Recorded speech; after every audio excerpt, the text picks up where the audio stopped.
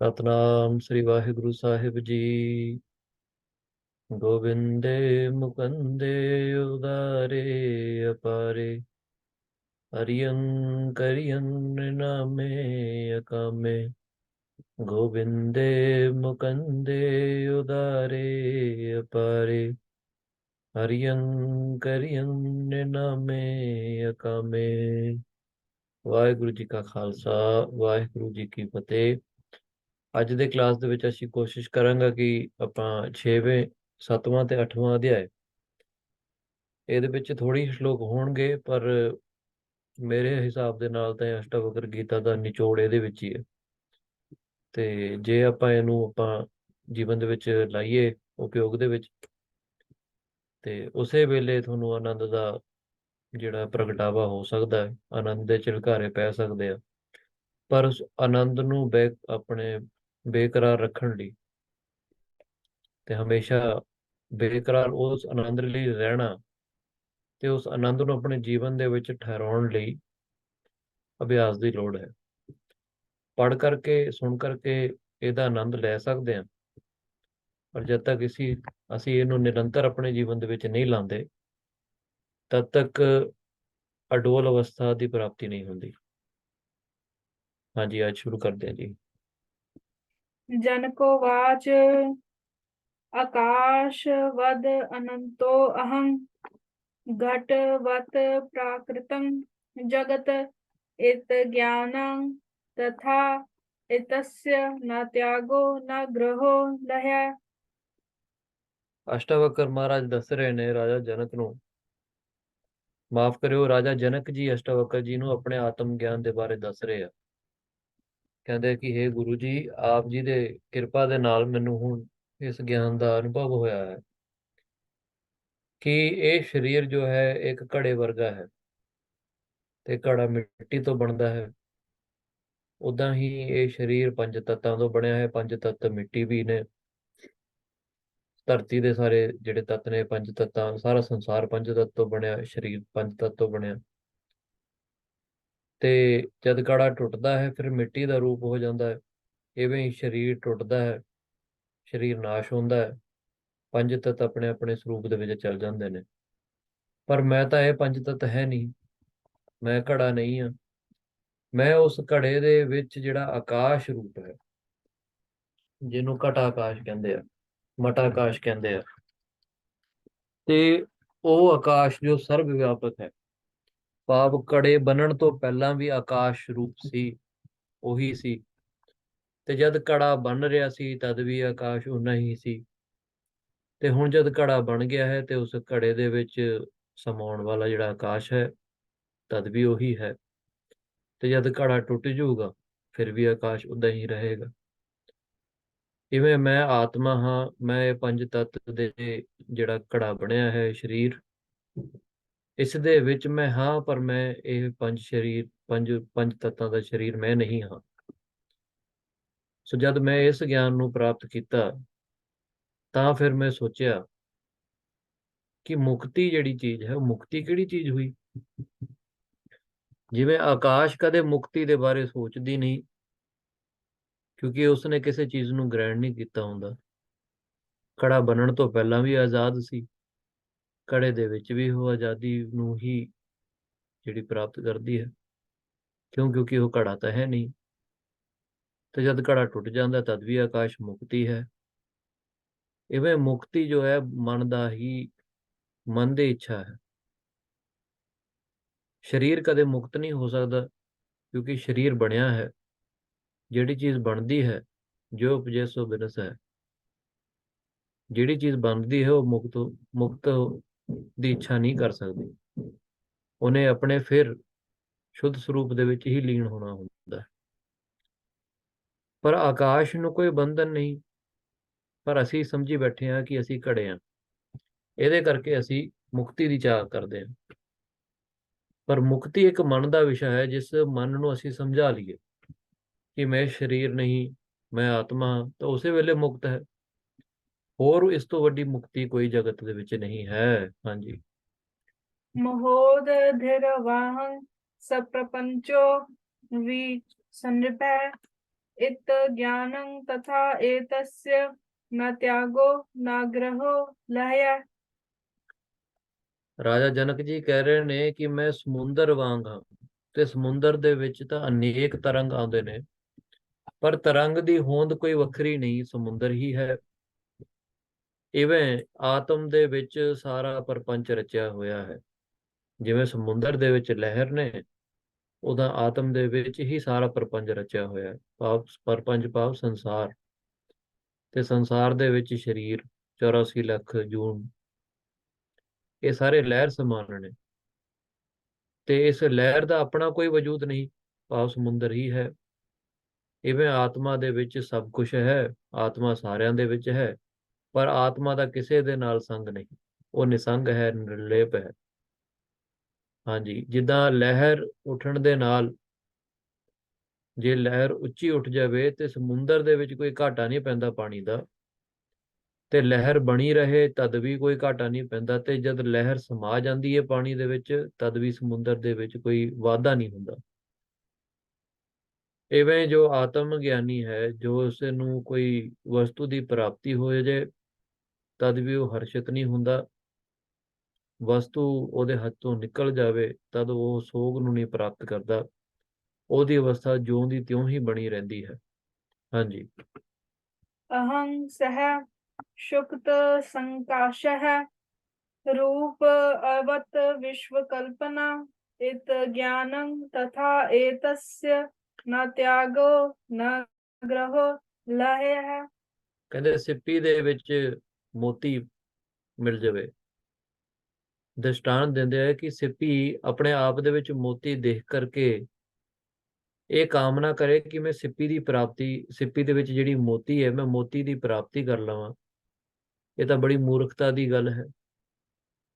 ਇਵੇਂ ਕੋਈ ਬੰਦਾ ਕਹੇ ਕਿ ਮੈਂ ਮੁਕਤੀ ਨੂੰ ਪ੍ਰਾਪਤ ਕਰਨਾ, ਉਹ ਵੀ ਬੜੀ ਮੂਰਖਤਾ ਦੀ ਗੱਲ ਹੈ, ਕਿਉਂਕਿ ਆਤਮਾ ਤਾਂ ਉਹਦੇ ਵਿੱਚ ਹੀ ਹੈ। ਆਤਮਾ ਦੇ ਸੱਤਾ ਦੇ ਹਿਸਾਬ ਦੇ ਨਾਲ ਹੀ ਤਾਂ ਉਹ ਮੋਤੀ ਨੂੰ ਦੇਖ ਰਿਹਾ ਹੈ, ਨਹੀਂ ਤਾਂ ਉਹ ਮੋਤੀ ਦੀ ਹੋਂਦ ਹੈ ਨਹੀਂ। ਮੋਤੀ ਦੀ ਹੋਂਦ ਸਿੱਪੀ ਕਰਕੇ ਹੈ, ਇਵੇਂ ਸਰੀਰ ਦੀ ਹੋਂਦ ਆਤਮ ਕਰਕੇ ਹੈ। ਤੇ ਕੋਈ ਇਹ ਵੀ ਸੋਚੇ ਜੇ ਕਿ ਮੈਂ ਮੁਕਤੀ ਨੂੰ ਪ੍ਰਾਪਤ ਕਰਨਾ, ਉਹਦੇ ਵਿੱਚ ਵੀ ਕੋਈ ਸਮਝਦਾਰੀ ਵਾਲੀ ਗੱਲ ਨਹੀਂ। ਜਿਵੇਂ ਸਿੱਪੀ ਆਪਣੀ ਹੀ ਮੋਤੀ ਨੂੰ ਦੇਖ ਕਰਕੇ ਮੋਤੀ ਦੀ ਇੱਛਾ ਕਰੇ, ਜਾਂ ਮੋਤੀ ਤੋਂ ਤੰਗ ਹੋ ਕਰਕੇ ਮੋਤੀ ਦੀ ਤਿਆਗ ਦੀ ਇੱਛਾ ਕਰੇ। ਜਿੱਦਾਂ ਸਰੀਰ ਰੋਗ ਗ੍ਰਸਤ ਹੋ ਜਾਂਦਾ ਹੈ, ਤੇ ਉਸ ਰੋਗ ਨੂੰ ਦੇਖ ਕਰਕੇ ਅਸੀਂ ਸੋਚਦੇ ਹਾਂ ਮੈਂ ਇਸ ਸਰੀਰ ਤੋਂ ਛੁਟਕਾਰਾ ਚਾਹੁੰਦਾ, ਤੇ ਇਹ ਵੀ ਮੂਰਖਤਾ ਦੀ ਹੀ ਗੱਲ ਹੋ ਜਾਂਦੀ ਹੈ। ਕਿਉਂਕਿ ਸਰੀਰ ਨੂੰ ਜੇ ਮੰਨਿਆ ਕਿ ਇਹ ਮੈਂ ਹਾਂ, ਤਦੀ ਤਾਂ ਇਹਦੇ ਨਾਲੋਂ ਆਪਾਂ ਮੁਕਤੀ ਚਾਹੁੰਦੇ ਹਾਂ। ਜਦ ਮੰਨ ਹੀ ਲਿਆ ਕਿ ਮੈਂ ਸਰੀਰ ਨਹੀਂ, ਮੈਂ ਆਤਮਾ ਹਾਂ, ਫਿਰ ਸਰੀਰ ਦੇ ਦੁੱਖ ਸੁੱਖ ਦੇ ਨਾਲ ਸਾਡਾ ਲੈਣਾ ਦੇਣਾ ਕੀ। ਜਿਵੇਂ ਸਿੱਪੀ ਨੂੰ ਜੇ ਮੋਤੀ ਚੰਗਾ ਨਾ ਲੱਗੇ ਤੇ ਇਹ ਸੋਚੇ ਕਿ ਮੈਂ ਮੋਤੀ ਦਾ ਤਿਆਗ ਕਰਾਂ, ਇਹਦੇ ਵਿੱਚ ਕੋਈ ਸਿਆਣਪ ਦੀ ਗੱਲ ਨਹੀਂ, ਨਾ ਉਸ ਮੋਤੀ ਦੀ ਇੱਛਾ ਕਰੇ। ਇਵੇਂ ਮਨ ਸੁਖ ਦੁੱਖ ਤੋਂ ਨਿਰਲੇਪ ਹੋ ਕਰਕੇ ਆਪਣੇ ਆਤਮਾ ਦੇ ਵਿੱਚ ਹੀ ਸਮਾਏ ਰਹੇ, ਇਹਨੂੰ ਨਿਰਵਿਕਲਪ ਸਮਾਧੀ ਕਹਿੰਦੇ ਹਨ। ਹਾਂਜੀ। अहं वा सर्वभूतेषु सर्वभूतान् अथो मया इत ज्ञानं तथा एतस्य न त्यागो न ग्रहो लह्यः। ਜਿਵੇਂ ਪਾਣੀ ਹੈ, ਪਾਣੀ ਹੁਣ ਪੰਜਾਂ ਤੱਤਾਂ ਦੇ ਵਿੱਚ ਸਮਾਇਆ ਹੋਇਆ ਹੈ। ਹਰ ਪੰਜ ਤੱਤ ਕੱਲੇ ਕੱਲੇ ਤੱਤ ਦੇ ਵਿੱਚ ਸਮਾਏ ਹੋਏ ਨੇ। ਤੇ ਜਦ ਆਪਾਂ ਪੰਚਾਕ੍ਰਿਤ ਦੀ ਸਾਰੀ ਉਹ ਵਿਧਾਨ ਸਮਝਦੇ ਹਾਂ ਕਿ ਕਿਵੇਂ ਪੰਚਾਕ੍ਰਿਤ ਹੋਇਆ, ਇਹ ਸਰੀਰ ਕਿਦਾਂ ਬਣਿਆ, ਇਹ ਸਾਰਾ ਆਪਾਂ ਅਧਿਆਤਮ ਪ੍ਰਕਾਸ਼ ਦੀ ਜਿਹੜੀ ਕਥਾ ਹੈ ਉਹਦੇ ਵਿੱਚ ਸਾਰਾ ਸਮਝਾਇਆ ਹੋਇਆ ਹੈ। ਪਰ ਕਹਿਣ ਤੋਂ ਭਾਵ ਇਹ ਹੈ ਕਿ ਜਿਵੇਂ ਸਪੇਸ ਜੋ ਐਲੀਮੈਂਟ ਆਪਾਂ ਕਹਿੰਦੇ ਆ ਨਾ, ਜਿਨ੍ਹਾਂ ਨੇ ਸਾਇੰਸ ਪੜ੍ਹਿਆ ਉਹਨਾਂ ਨੂੰ ਵੀ ਪਤਾ ਹੈ ਕਿ ਜਿਹੜਾ ਐਟਮਸ ਦੇ ਵਿੱਚ ਵੀ ਸਪੇਸ ਹੈ। ਸਭ ਤੋਂ ਟਾਈਟਲੀ ਪੈਕਡ ਜਿਹੜੇ ਐਟਮਸ ਹੁੰਦੇ ਉਹਨਾਂ ਦੇ ਵਿੱਚ ਵੀ ਸਪੇਸ ਹੁੰਦਾ ਹੈ, ਪੱਥਰ ਦੇ ਵਿੱਚ ਵੀ ਸਪੇਸ ਹੈ। ਇਵੇਂ ਆਤਮਾ ਸਾਰੀ ਜਗ੍ਹਾ ਹੈ, ਤੇ ਸਾਰੀ ਜਗ੍ਹਾ ਆਤਮਾ ਕਰਕੇ ਹੀ ਹੈ। ਜੇ ਹੁਣ ਸ਼ਬਦ ਦਾ ਤਿਆਗ ਕਰੀਏ ਜਗ੍ਹਾ, ਇਸ ਸ਼ਬਦ ਦਾ ਵੀ ਤਿਆਗ ਕਰ ਦਈਏ, ਕਿਉਂਕਿ ਆਤਮਾ ਹੈ ਹੁਣ ਸਾਰੀ ਜਗ੍ਹਾ ਹੀ ਹੈ। ਪਰ ਜਗ੍ਹਾ ਦਾ ਸ਼ਬਦ ਤਾਂ ਆਪਾਂ ਯੂਜ਼ ਕਰੀਏ ਜਿਹਨੂੰ ਆਪਾਂ ਦਰਸਾਉਣਾ ਚਾਹੇ ਕਿ ਇੱਥੇ ਹੈ ਨਹੀਂ ਜਾਂ ਇੱਥੇ ਹੈ, ਤਾਂ ਆਪਾਂ ਜਗ੍ਹਾ ਦਾ ਜਿਹੜਾ ਇਹ ਸ਼ਬਦ ਹੈ ਇਹ ਯੂਜ਼ ਕਰਦੇ ਹਾਂ। ਪਰ ਸਾਰੀ ਜਗ੍ਹਾ ਆਤਮਾ ਹੈ। ਹੁਣ ਇਹਦੇ ਵਿੱਚੋਂ ਜਗ੍ਹਾ ਦੇ ਜਿਹੜਾ ਸ਼ਬਦ ਹੈ ਕੱਢ ਲਓ, ਸਿਰਫ ਆਤਮਾ ਹੈ, ਆਤਮਾ ਹੀ ਹੈ, ਜਗ੍ਹਾ ਨਹੀਂ ਹੈ ਕੋਈ, ਕਿਉਂਕਿ ਉਹ ਸਰਬ ਕਲਾ ਹੈ। ਸਾਰੀ ਜਗ੍ਹਾ, ਉਹ ਸਾਰੀ ਕਲਾ ਨੂੰ ਆਪ ਉਹਨੇ ਆਪਣੇ ਆਪ ਦੇ ਵਿੱਚ ਬਣਾਇਆ ਹੋਇਆ ਹੈ, ਤੇ ਹਰ ਇੱਕ ਸਥਾਨ ਦੇ ਵਿੱਚ ਰਹਿਣ ਵਾਲਾ ਹੈ। ਭਾਵ ਇਹੋ ਜਿਹਾ ਕੋਈ ਸਥਾਨ ਨਹੀਂ ਜਿੱਥੇ ਉਹ ਨਹੀਂ ਹੈ। ਕਹਿੰਦੇ ਕਿ ਨਿਸ਼ਚੈ ਹੀ ਮੈਂ ਸਾਰੀ ਪ੍ਰਾਣੀਆਂ ਦੇ ਵਿੱਚ ਹਾਂ। ਰਾਜਾ ਜਨਕ ਜੀ ਕਹਿ ਰਹੇ ਨੇ ਕਿ ਮੈਂ ਆਤਮ ਸਰੂਪ ਮੈਂ ਜਾਣ ਲਿਆ ਨਾ, ਕਿ ਮੈਂ ਆਤਮਾ ਹਾਂ।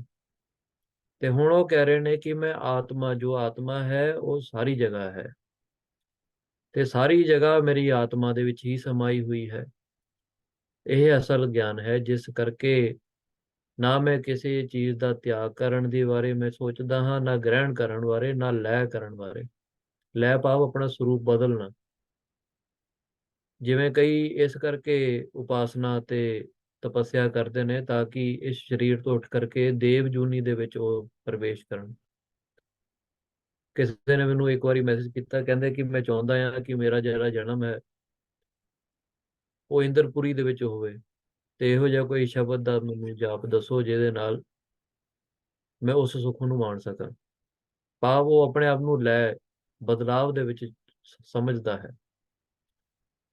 ਪਰ ਜਿਹੋ ਜੀ ਜਿਸ ਦੀ ਅਵਸਥਾ ਜਿਹੋ ਜੀ ਹੈ, ਉਹਨੂੰ ਉਹੋ ਜਿਹਾ ਭੋਜਨ ਦੇਣਾ ਬਹੁਤ ਜ਼ਰੂਰੀ ਹੈ। ਕਿਉਂਕਿ ਜਦ ਉਹ ਕਾਮਨਾ ਮਰ ਜਾਵੇਗੀ, ਤਦ ਜਾ ਕਰਕੇ ਆਤਮਾ ਦਾ ਗਿਆਨ, ਜਿਹੜੀ ਭੁੱਖ ਹੈ, ਫਿਰ ਲੱਗਦੀ ਹੈ। ਜਿਵੇਂ ਅਸੀਂ ਹੁਣ ਕਥਾ ਸਰਵਣ ਕਰ ਰਹੇ ਹਾਂ, ਸੁਣਦੇ ਹਾਂ, ਅਸੀਂ ਕਲਾਸ ਦੇ ਵਿੱਚ ਹਾਂ, ਕਿਉਂਕਿ ਸਾਨੂੰ ਇਸ ਗਿਆਨ ਦੀ ਭੁੱਖ ਹੈ। ਗਿਆਨ ਜੋ ਹੈ ਇੱਕ ਵਸਤੂ ਹੈ, ਤੇ ਉਸ ਵਸਤੂ ਦੀ ਖੋਜ ਲਈ ਅਸੀਂ ਉਸ ਹੱਟੀ ਤੇ ਜਾਂਦੇ ਹਾਂ ਜਿੱਥੇ ਉਹ ਵਸਤੂ ਮਿਲਦੀ ਹੈ। ਇਹੋ ਜਿਹੇ ਆਤਮ ਗਿਆਨ ਦਾ ਜਿਹੜਾ ਖਜ਼ਾਨਾ ਹੈ, ਵਸਤੂ ਹੈ, ਉਹ ਸ੍ਰੀ ਗੁਰੂ ਗ੍ਰੰਥ ਸਾਹਿਬ ਜੀ ਮਹਾਰਾਜ ਦੀ ਬਾਣੀ ਦੇ ਵਿੱਚ ਹੈ। ਮਹਾਰਾਜ ਸਾਨੂੰ ਦੇਣ ਵਾਲੇ, ਮਹਾਰਾਜ ਦੇ ਨਾਲ ਅਸੀਂ ਇਸ ਵਸਤੂ ਦਾ ਵਪਾਰ ਕਰਨਾ ਹੈ। ਤੇ ਵਸਤੂ ਬਾਰੇ ਸਾਨੂੰ ਸਮਝ ਆਉਂਦੀ ਹੈ ਸਾਧ ਸੰਗਤ ਦੇ ਵਿੱਚ ਆ ਕਰਕੇ ਕਿ ਕਿੰਨੀ ਅਮੋਲ ਵਸਤੂ ਹੈ। ਤੇ ਅਮੋਲ ਵਸਤੂ ਦੇ ਖਰੀਦਦਾਰ, ਵਪਾਰ ਕਰਨ ਵਾਲੇ ਬਹੁਤ ਘੱਟ ਹੁੰਦੇ ਹਨ।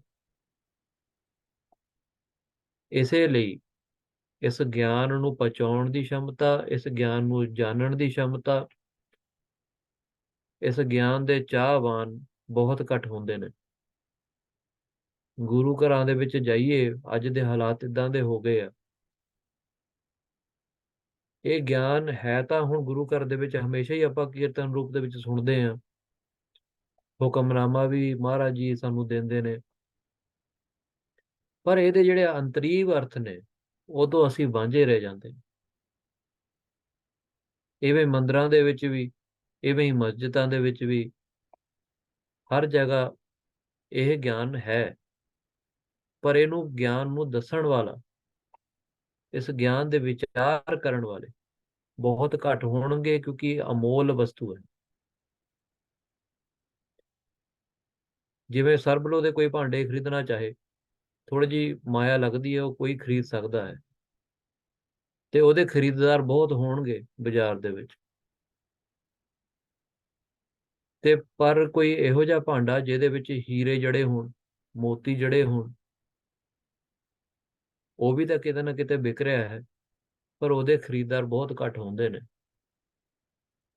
ਇਵੇਂ ਮੇਰੇ ਉਸਤਾਦ ਜੀ ਨੇ ਮੈਨੂੰ ਦੱਸਿਆ ਕਿ ਜਦ ਵੀ ਅਸੀਂ ਇਹੋ ਜਿਹੇ ਗਿਆਨ ਦੀ ਚਰਚਾ ਕਰਦੇ ਹਾਂ, ਵਿਚਾਰ ਕਰਦੇ ਹਾਂ, ਕਥਾ ਕਰਦੇ ਹਾਂ, ਪ੍ਰਚਾਰ ਕਰਦੇ ਹਾਂ, ਸਾਨੂੰ ਇਹ ਕਦੇ ਨਹੀਂ ਦੇਖਣਾ ਚਾਹੀਦਾ ਕਿ ਇਹਦੇ ਸੁਣਨ ਵਾਲੇ ਬਹੁਤ ਹੋਣਗੇ ਤੇ ਮੇਰੇ ਕੋਲ ਬਹੁਤ ਸੰਗਤ ਆ ਕਰਕੇ ਇਕੱਠੀ ਹੋਏ ਤਾਂ ਮੈਂ ਇਸ ਗਿਆਨ ਦਾ ਪ੍ਰਚਾਰ ਕਰਾਂ।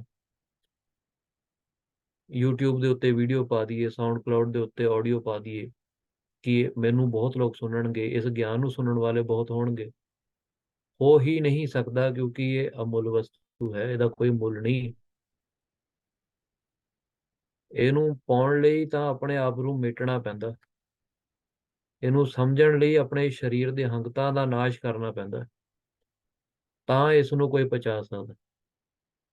ਨਹੀਂ ਤਾਂ ਅਨੇਕ ਸ਼ਬਦਾਂ ਦੀ ਸਿੱਧੀਆਂ ਲਈ, ਅਨੇਕ ਕਾਰਜ ਰਾਸ ਕਰਨ ਲਈ ਅਨੇਕਾਂ ਤਰੀਕੇ ਦੇ ਸਾਧੂ ਮਿਲ ਜਾਂਦੇ ਨੇ, ਪਰ ਆਤਮ ਗਿਆਨ ਦੇ ਵਿਚਾਰ ਕਰਨ ਵਾਲੇ, ਕਰਾਉਣ ਵਾਲੇ ਸਾਧ ਸੰਗਤ ਜਿਹੜੀ ਹੈ, ਉਹ ਕਿਤੇ ਵਿਰਲੇ ਹੀ ਪ੍ਰਾਪਤ ਹੁੰਦੀ।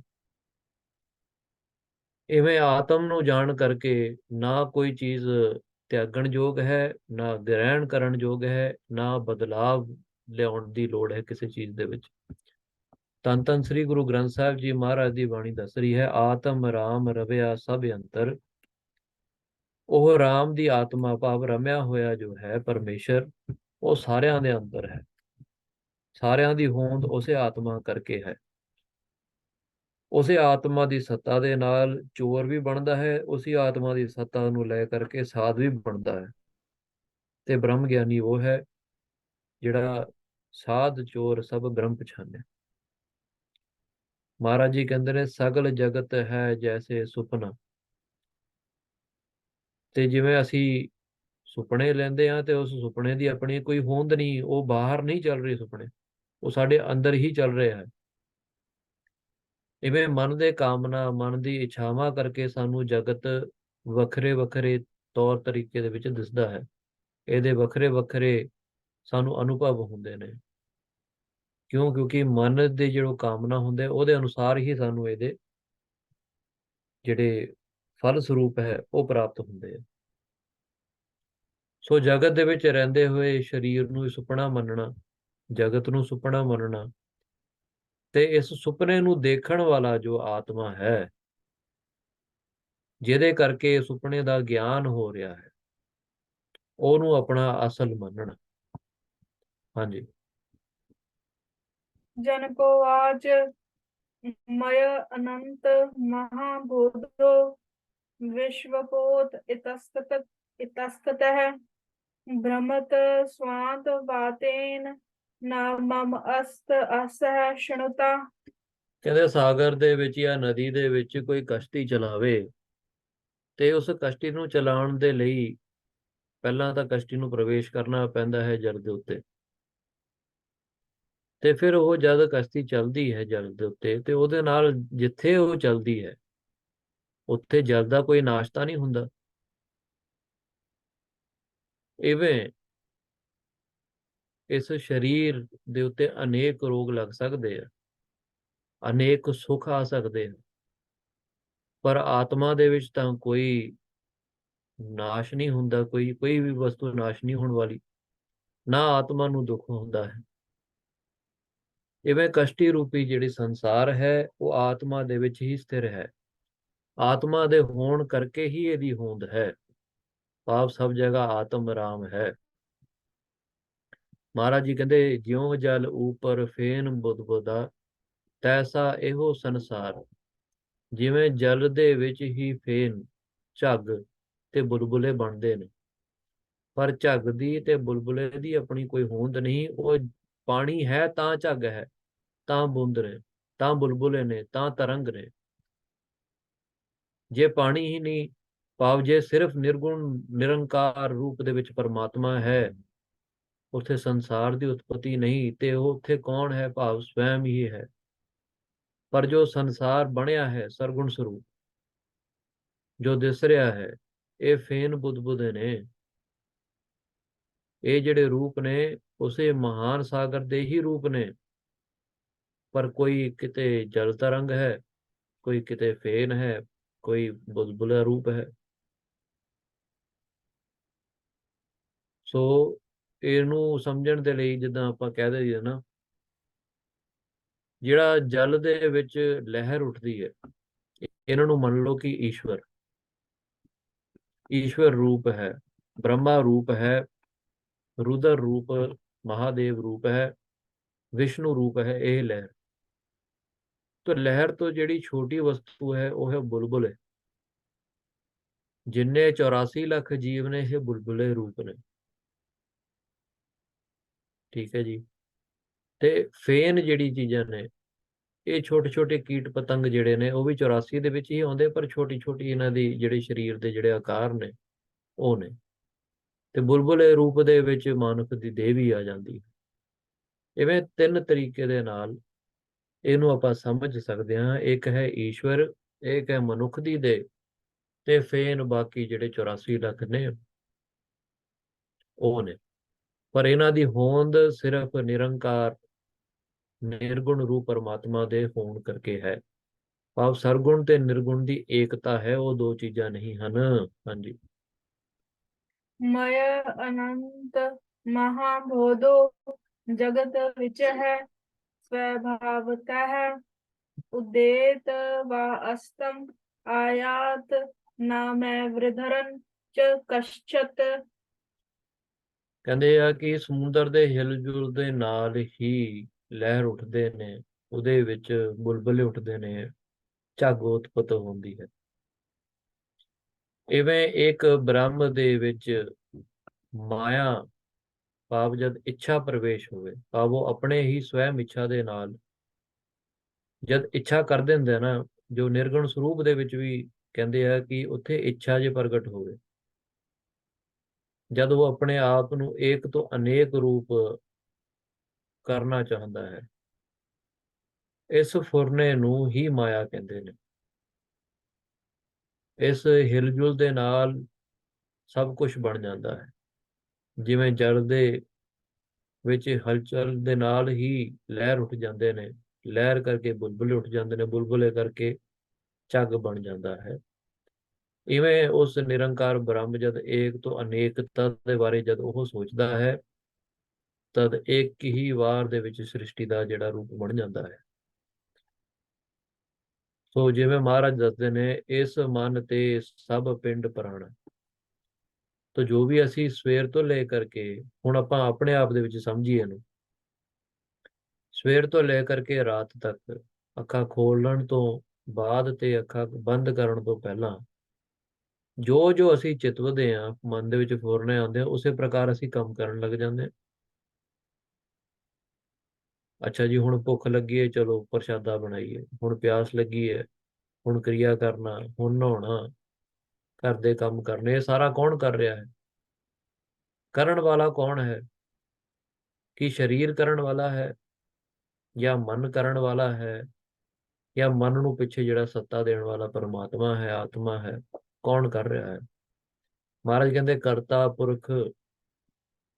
ਉਹ ਪੁਰਖ ਤੋਂ ਹੀ ਸ਼ਕਤੀ ਲੈ ਕਰਕੇ ਇਸ ਮਨ ਦੇ ਵਿੱਚ ਹਲਚਲ ਹੁੰਦੀ ਹੈ, ਫੁਰਨੇ ਆਉਂਦੇ ਨੇ, ਤੇ ਉਸ ਫੁਰਨੇ ਨੂੰ ਗ੍ਰਹਿਣ ਕਰਨ ਵਾਲਾ, ਆਪਣੇ ਆਪ ਤੇ ਲੈਣ ਵਾਲਾ ਉਹ ਸਰੀਰ ਹੈ। ਪਰ ਦਿਖਦਾ ਸਾਰਿਆਂ ਨੂੰ ਸਰੀਰ ਹੈ। ਕੋਈ ਕਿਸੇ ਨੂੰ ਕੋਈ ਫੜ ਲਵੇ ਨਾ ਰੋਟੀ ਖਾਂਦੇ ਹੋਏ, ਉਹ ਵੀ ਕਹੇ ਤੂੰ ਰੋਟੀ ਖਾ ਰਿਹਾ, ਉਹ ਕਹਿੰਦਾ ਵੀ ਫਲਾਨਾ ਬੰਦਾ ਰੋਟੀ ਖਾ ਰਿਹਾ, ਉਹ ਇਹ ਨਹੀਂ ਕਹਿੰਦਾ ਕਿ ਇਹ ਫਲਾਣੇ ਦਾ ਮਨ ਰੋਟੀ ਛਕ ਰਿਹਾ। ਕਰਨ ਵਾਲਾ ਤਾਂ ਮਨ ਸੀ, ਮਨ ਨੇ ਪ੍ਰੇਰਿਤ ਕੀਤਾ ਸਰੀਰ ਨੂੰ, ਪਰ ਦੇਖਣ ਵਾਲਾ ਸਿਰਫ ਬਾਹਰ ਨੂੰ ਦੇਖ ਕਰਕੇ ਕਹਿ ਦਿੰਦਾ ਕਿ ਆਹ ਫਲਾਣਾ ਬੰਦਾ ਰੋਟੀ ਛਕ ਰਿਹਾ। ਪਰ ਜੇ ਕੋਈ ਤਤਵ ਵੇਦੀ ਹੋਵੇ, ਤਤਵ ਗਿਆਨੀ ਹੋਵੇ, ਫਿਰ ਤਾਂ ਇਹ ਕਹੂਗਾ ਕਿ ਪਰਮਾਤਮਾ ਹੀ ਛਕ ਰਿਹਾ ਹੈ, ਪਰਮਾਤਮਾ ਛਕਾ ਰਿਹਾ ਹੈ। ਜਿਹਦੇ ਕਰਕੇ ਮਹਾਰਾਜ ਜੀ ਨੇ ਗੁਰਬਾਣੀ ਦੇ ਵਿੱਚ ਇਹ ਸ਼ਬਦ ਉਚਾਰਿਆ ਹੋਇਆ ਹੈ, ਦੱਸਿਆ ਹੋਇਆ ਹੈ ਕਿ ਉਹ ਪਰਮਾਤਮਾ ਆਪ ਹੀ ਸੱਦ ਕੇ ਲੋਕਾਂ ਨੂੰ ਲੰਗਰ ਦੇ ਵਿੱਚ, ਪੰਗਤ ਦੇ ਵਿੱਚ ਬਿਠਾਉਂਦਾ ਹੈ, ਆਪ ਹੀ ਵਰਤਾਉਂਦਾ ਹੈ ਤੇ ਆਪ ਹੀ ਛਕਦਾ ਹੈ। ਮਹਾਰਾਜ ਜੀ ਨੇ ਤਾਂ ਦੇਖਿਆ, ਮਹਾਰਾਜ ਜੀ ਦੱਸ ਰਿਹਾ ਕਿ ਸਾਰਾ ਕੁਝ ਆਤਮ ਕਰਕੇ ਹੋ ਰਿਹਾ, ਪਰ ਅਸੀਂ ਜਿਹੜੇ ਆ ਬਾਹਰ ਸਰੀਰ ਨੂੰ ਦੇਖ ਕਰਕੇ ਹੀ ਸਾਰਾ ਕੁਝ ਨਿਰਣੇ ਕਰੀ ਜਾਂਦੇ ਆ। तो हाँ जी, अगे। मय अनंत महाबोधो विश्व नाम विकल्पना, अत शांत है निराकार है, एतत एव अहं आस्थित है। ਕਹਿੰਦੇ ਜਿਹੜੇ ਉਸ ਬ੍ਰਹਮ ਦੇ ਵਿੱਚ ਕਲਪਨਾ ਹੋਈ ਹੈ, ਫੁਰਨਾ ਆਇਆ ਹੈ, ਉਸ ਨੂੰ ਹੀ ਮਾਇਆ ਕਹਿੰਦੇ ਆ। ਤੇ ਉਸ ਮਾਇਆ ਦੇ ਅਨੁਸਾਰ ਸ਼ਕਤੀ ਰੂਪ ਹੋ ਕਰਕੇ ਸਾਰੇ ਕਾਰਜ ਸਿੱਧ ਹੋ ਰਹੇ ਨੇ। ਤੇ ਮੈਂ ਉਹ ਹਾਂ, ਮੈਂ ਉਹ ਨਿਰਗੁਣ ਸਰੂਪ ਹਾਂ, ਮੈਂ ਅਤਿਅੰਤ ਸ਼ਾਂਤ ਹਾਂ, ਨਿਰਾਕਾਰ ਹਾਂ, ਮੇਰੇ ਵਿੱਚ ਹੋਰ ਕਿਸੇ ਚੀਜ਼ ਦੀ ਇੱਛਾ ਨਹੀਂ, ਭਾਵ ਮੇਰੇ ਕਰਕੇ ਹੀ ਸਭ ਕੁਝ ਹੈ। ਮੈਂ ਕਿਸੇ ਚੀਜ਼ ਦਾ ਗ੍ਰਹਿਣ ਨਹੀਂ ਕਰਦਾ, ਨਾ ਮੈਂ ਕਿਸੇ ਚੀਜ਼ ਦਾ ਤਿਆਗ ਕਰਦਾ ਹਾਂ, ਤੇ ਨਾ ਮੈਂ ਕਿਸੇ ਚੀਜ਼ ਨੂੰ ਲੈ ਕਰਦਾ ਹਾਂ। ਹਾਂਜੀ। न आत्मा भावेषु न भावं तत्र अनन्ते निरञ्जने इत अस्कृतः अस्पृहः शान्तः एतत् एव अहं आस्थितः। ਜਿਵੇਂ ਮਹਾਰਾਜ ਧੰਨ ਧੰਨ ਸ੍ਰੀ ਗੁਰੂ ਗੋਬਿੰਦ ਸਿੰਘ ਜੀ ਮਹਾਰਾਜ ਜਦ ਜੰਗ ਲੜਦੇ ਸੀ ਨਾ, ਤੇ ਮਹਾਰਾਜ ਕਹਿੰਦੇ ਸੀ ਕਿ ਜਦ ਆਪਾਂ ਨਾਸ਼ ਕਰਦੇ ਆ ਕਿਸੇ ਦਾ, ਸ਼ਸਤਰ ਦੇ ਨਾਲ ਜੇ ਕਿਸੇ ਦਾ ਨਾਸ਼ ਕਰਨਾ, ਤੇ ਫਿਰ ਉਹਦੇ ਸਰੀਰ ਦਾ ਨਾਸ਼ ਹੁੰਦਾ ਹੈ। ਤੇ ਜੰਗ ਦੇ ਵਿੱਚ ਸਰੀਰ ਦਾ ਨਾਸ਼ ਹੁੰਦਾ ਹੈ। ਪੰਜ ਤੱਤ ਜਿਹੜੇ ਨੇ ਉਹਨੂੰ ਅਸੀਂ ਭੰਗ ਕਰ ਸਕਦੇ ਹਾਂ, ਪਰ ਪੰਜ ਤੱਤ ਫਿਰ ਪੰਜ ਤੱਤਾਂ ਦੇ ਵਿੱਚ ਲੀਨ ਹੋ ਜਾਂਦਾ। ਪਰ ਉਹਦੇ ਵਿੱਚ ਜਿਹੜਾ ਮਨ ਹੈ, ਅੰਤःਕਰਣ ਹੈ, ਉਹ ਤਾਂ ਜਿਉਂਦਾ ਤਿਉਂ ਹੀ ਰਹੂਗਾ। ਜੇ ਕੋਈ ਵਿਕਾਰੀ ਪੁਰਸ਼ ਹੈ, ਵਿਕਾਰੀ ਪੁਰਸ਼ ਆਪਣਾ ਸਰੀਰ ਛੱਡ ਜਾਂਦਾ ਹੈ, ਉਹਦੇ ਵਿਕਾਰ ਅੰਤःਕਰਣ ਰੂਪੀ ਸਰੀਰ ਦੇ ਵਿੱਚ ਜਿਉਂ ਦੇ ਤਿਉਂ ਹੀ ਰਹਿੰਦੇ ਨੇ। ਪਰ ਕਿਉਂਕਿ ਉਹਦੇ ਵਿੱਚ ਜਿਹੋ ਜਿਹੇ ਸੰਸਕਾਰ ਸੀ, ਉਸ ਸੰਸਕਾਰ ਦੀ ਪੂਰਤੀ ਦੇ ਲਈ ਉਹ ਫਿਰ ਜਨਮ ਲਊਗਾ, ਫਿਰ ਸਰੀਰ ਦੇ ਵਿੱਚ ਆਵੇਗਾ, ਚਾਹੇ ਉਹਨੂੰ 84 ਕੱਟ ਕਰਕੇ ਫਿਰ ਆਣਾ ਪਵੇ। ਪਰ ਜਦ ਉਹ ਮਨੁੱਖ ਦਾ ਸਰੀਰ ਧਾਰਨ ਕਰੂਗਾ, ਫਿਰ ਉਹਦੇ ਜਿਹੜੇ ਵਿਕਾਰ ਸੀ, ਜਿਵੇਂ ਬੀਜ ਰੁੱਤ ਅਨੁਸਾਰ ਪੁੰਗਰਦੇ ਨੇ, ਇਵੇਂ ਹੀ ਜਦ ਮਨੁੱਖ ਰੂਪੀ ਦੇਹ ਉਹਨੂੰ ਪ੍ਰਾਪਤ ਹੋਵੇਗੀ, ਫਿਰ ਜਿਹੜੇ ਵਿਕਾਰ ਰੂਪੀ ਬੀਜ ਸੀ ਇਸ ਮਨੁੱਖ ਦੇਹ ਦੇ ਵਿੱਚ ਆ ਕਰਕੇ ਉਹ ਫਿਰ ਪੁੰਗਰਨਗੇ। ਜੇ ਤਾਂ ਕੋਈ ਕਾਮੀ ਸੀ, ਕ੍ਰੋਧੀ ਸੀ, ਫਿਰ ਉਹ ਮਨੁੱਖ ਦੇਹ ਦੇ ਵਿੱਚ ਆ ਕਰਕੇ ਫਿਰ ਉਹੀ ਕੰਮ ਕਰੂਗਾ ਚੰਡਾਲਾਂ ਵਾਲੇ। ਪਰ ਜੇ ਕਿਸੇ ਮਨ ਦੇ ਅੰਤःਕਰਣ ਦੇ ਵਿੱਚ ਚੰਗੇ ਕਰਮ ਕਰਨ ਵਾਲੇ ਇੱਛਾ ਹੈ, ਭਗਤੀ ਕਰਨ ਵਾਲੀ ਕਿਰਿਆ ਹੈ, ਇਹ ਬੀਜ ਪਏ ਹੋਏ ਨੇ, ਫਿਰ ਜਦ ਉਹਨੂੰ ਮਨੁੱਖ ਰੂਪੀ ਸਰੀਰ ਮਿਲੂਗਾ, ਫਿਰ ਉਸਨੇ ਉਹੀ ਕੰਮ ਕਰਨਾ, ਫਿਰ ਉਹ ਭਗਤੀ ਕਰੂਗਾ, ਫਿਰ ਉਹ ਸੇਵਾ ਕਰੂਗਾ। ਸਰੀਰ ਦਾ ਨਾਸ਼ ਸ਼ਸਤਰ ਦੇ ਨਾਲ ਹੁੰਦਾ ਹੈ। ਅੰਤःਕਰਣ ਮਨ ਦੇ ਵਿੱਚ ਜੋ ਫੁਰਨੇ ਆਉਂਦੇ ਨੇ, ਉਹਨਾਂ ਦਾ ਨਾਸ਼ ਸ਼ਬਦ ਦੇ ਨਾਲ ਹੁੰਦਾ ਹੈ। ਜਿਵੇਂ ਸ਼ਸਤਰ ਮਿਆਨ ਦੇ ਵਿੱਚ ਹੁੰਦਾ ਹੈ, ਇਵੇਂ ਸ਼ਬਦ ਸ਼ਾਸਤਰ ਦੇ ਵਿੱਚ ਹੁੰਦਾ ਹੈ। ਇਸ ਕਰਕੇ ਮਹਾਰਾਜ ਜੀ ਨੇ ਸਾਨੂੰ ਸ਼ਸਤਰ ਦੀ ਵੀ ਦਾਤ ਬਖਸ਼ੀ ਹੈ ਤੇ ਸ਼ਾਸਤਰਾਂ ਦਾ ਵੀ ਗਿਆਨ ਬਖਸ਼ਿਆ ਹੈ। ਸ਼ਸਤਰ ਦੇ ਨਾਲ ਬਾਹਰ ਲਈ ਜਿਹੜੀ ਦੇਹ ਹੈ ਉਹਦਾ ਨਾਸ਼ ਹੈ, ਤੇ ਗਿਆਨ ਦੇ ਨਾਲ ਅਸੀਂ ਆਪਣੇ ਮਨ ਨੂੰ ਜਿੱਤ ਕਰਕੇ ਦੂਜਿਆਂ ਦੇ ਮਨ ਨੂੰ ਵੀ ਜਿੱਤਣ ਦੀ ਸ਼ਕਤੀ ਉਹਨਾਂ ਨੂੰ ਦੇ ਸਕਦੇ ਹਾਂ। ਹਾਂਜੀ। अहो चिन्मात्रम् एव अहम् इन्द्रं जाल उपमं जगत् अतः मम कथं कुत्र हे उपाद्य कल्पना। ਸੋ ਉਸ ਤੋਂ ਪਹਿਲਾਂ ਪਿਛਲੇ ਜਿਹੜੇ ਸ਼ਲੋਕ ਸੀ ਉਹਦਾ ਸੰਖੇਪ ਦੇ ਵਿੱਚ ਅਰਥ ਕਰ ਦਈਏ। ਕਹਿਣ ਤੋਂ ਸਾਰੀ ਇਹੀ ਭਾਵ ਸੀ ਜੋ ਕਥਾ ਸੁਣਾਈ ਹੈ, ਕਿ ਆਤਮਾ ਜੋ ਹੈ ਨਾ ਉਹ ਕਿਸੇ ਚੀਜ਼ ਨੂੰ ਗ੍ਰਹਿਣ ਕਰਦਾ ਹੈ, ਨਾ ਤਿਆਗਦਾ ਹੈ, ਪਰ ਸਾਰੀ ਚੀਜ਼ਾਂ ਆਤਮ ਕਰਕੇ ਹੈ। ਆਤਮਾ ਕਿਸੇ ਪਦਾਰਥ ਦੇ ਵਿੱਚ ਨਹੀਂ। ਜੇ ਕਿਸੇ ਸਰੀਰ ਨੂੰ ਤੋੜ ਦਈਏ ਤੇ ਕਹਿ ਦਈਏ ਭਈ ਅਸੀਂ ਤਾਂ ਆਤਮਾ ਦਾ ਨਾਸ਼ ਕਰਤਾ, ਉਹ ਹੋ ਨਹੀਂ ਸਕਦਾ, ਕਿਉਂਕਿ ਆਤਮ ਜੋ ਹੈ ਸਾਰੀ ਜਗ੍ਹਾ ਭਰਪੂਰ ਹੈ। ਕਿਸੇ ਪਦਾਰਥ ਨੂੰ ਬਣਾ ਦਈਏ ਤੇ ਕਹਿ ਦਈਏ ਭਈ ਇਹਦੇ ਵਿੱਚ ਆਤਮਾ ਆ ਜਾਊਗੀ, ਇਹ ਵੀ ਨਹੀਂ ਹੋ ਸਕਦਾ। ਕਿਉਂਕਿ ਆਤਮਾ ਦਾ ਪਹਿਲਾਂ ਹੀ ਉੱਥੇ ਸੀ। ਕਿਸੇ ਚੀਜ਼ ਨੂੰ ਬਣਾ ਕਰਕੇ ਆਤਮਾ ਪ੍ਰਵੇਸ਼ ਨਹੀਂ ਹੁੰਦੀ, ਆਤਮ ਤਾਂ ਸਾਰੀ ਜਗ੍ਹਾ ਹੀ ਹੈ। ਸੋ ਆਤਮ ਜੋ ਹੈ ਉਹ ਸੰਗ ਰਹਿਤ ਹੈ, ਇੱਛਾ ਰਹਿਤ ਹੈ, ਸ਼ਾਂਤ ਹੈ। ਹੁਣ ਆਪਾਂ ਜਦ ਸੁਣਦੇ ਆ ਨਾ ਕਿ ਇੱਛਾ ਰਹਿਤ ਹੈ, ਫਿਰ ਆਪਾਂ ਸੋਚਣ ਤੇ ਮਜਬੂਰ ਹੋਈਏ ਕਿ ਉਸ ਨਿਰਗੁਣ ਸਰੂਪ ਦੇ ਵਿੱਚ ਆਪਾਂ ਜਦ ਸੁਣਦੇ ਹਾਂ ਸੰਤਾਂ ਤੋਂ ਕਿ ਉਸ ਨਿਰਗੁਣ ਆਕਾਰ ਦੇ ਵਿੱਚ ਇੱਛਾ ਪ੍ਰਗਟ ਹੋਈ ਕਿ ਉਹ ਏਕ ਤੋਂ ਅਨੇਕ ਹੋਣਾ ਚਾਹੁੰਦਾ ਹੈ, ਤਾਂ ਇਹ ਸਾਰਾ ਸੰਸਾਰ ਬਣਿਆ। ਪਰ ਇੱਥੇ ਤਾਂ ਲਿਖਿਆ ਕਿ ਉਹ ਇੱਛਾ ਰਹਿਤ ਹੈ। ਇਹ ਦੋ ਚੀਜ਼ਾਂ ਹੋ ਗਈਆਂ। ਇਹ ਕਿਵੇਂ?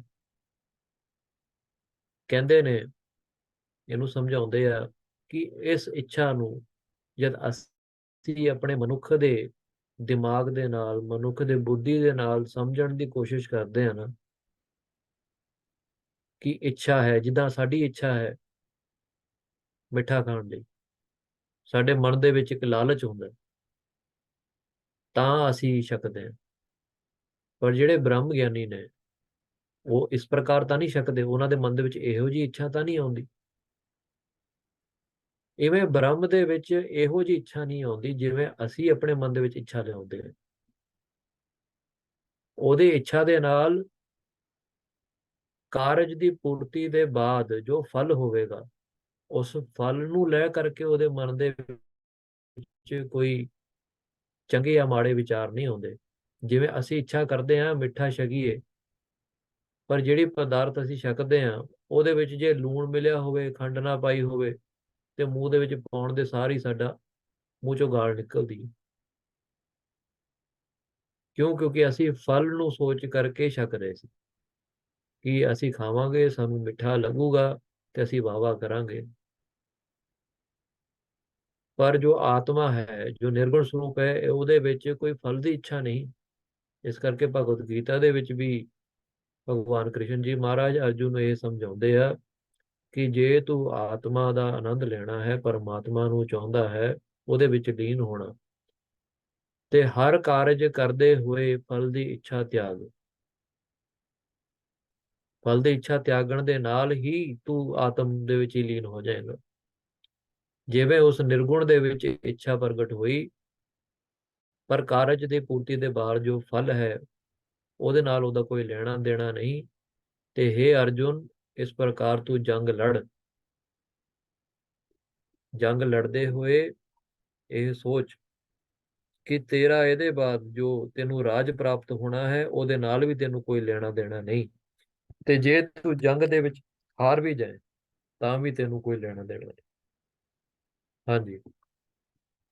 अष्टावक्रोवाच तथा तदा बन्धो यदा चितं किञ्चित् वांछत शोचत किञ्चित् मुचन्त गृह्णात् किञ्चित् हृष्यत कुप्यत। ਅਸ਼ਟਾਵਕਰ ਮਹਾਰਾਜ ਜਨਕ ਜੀ ਨੂੰ ਸਮਝਾ ਰਹੇ ਨੇ।